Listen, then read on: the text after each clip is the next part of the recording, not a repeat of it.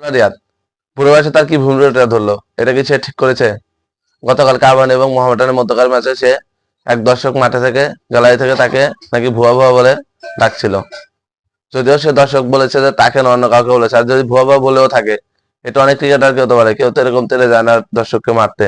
কিন্তু তার মতো একটা অভিজ্ঞ ক্রিকেটার কিভাবে তেড়ে গেল একজন দর্শককে পেটাতে, এটা বাংলাদেশ ক্রিকেটের জন্য অনেকটাই খারাপ দিক। যেহেতু সে একজন সিনিয়র ক্রিকেটার, সে যদিও অবসর নিয়ে যেতে, সে আর ইন্টারন্যাশনাল ক্রিকেট খেলবে না, তারপরও বাংলাদেশ ক্রিকেটের প্রাণ দর্শক, দর্শকরা লাগলে বাংলাদেশ ক্রিকেট কিছুই না। বাংলাদেশ ক্রিকেট এ জায়গায় এসেছে শুধুমাত্র দর্শকের কারণেই। মোহাম্মদ আলী রিয়াদ কি ভুলে আছে 2023 সালে যখন তাকে ওয়ানডে বিশ্বকাপে নেওয়ার কথা ছিল না, তখন এই দর্শকরাই তার জন্য অনেক মিছিল করেছে এবং তার জন্যই বিসিবির সামনে গিয়ে ধর্ণা দিয়েছে যেন তাকে দলে নেওয়া হয়। আর ঠিক সেই কারণে সে 2023 সালে ওয়ানডে বিশ্বকাপে দলে জায়গা পেয়েছে, তাছাড়া সে জায়গা পেত না। সে কি এটা ভুলে গিয়েছে? আমরা আগে ভাবতাম যে পঞ্চমাধ্যমের সবচেয়ে ভদ্র ক্রিকেটার মোহাম্মদ আলী রিয়াদ, সে কোনো রাগ টাগ করে না, কিন্তু এটা সে কি দেখালো?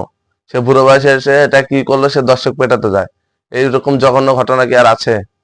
আপনাদের এই কাহিনীটা আপনাদের কেমন লেগেছে কমেন্ট বক্সে মতামত জানাবেন। ধন্যবাদ সবাইকে ভিডিওটা দেখার জন্য। ভিডিওটা ভালো লাগলে লাইক করুন, শেয়ার করুন, সাবস্ক্রাইব করবেন।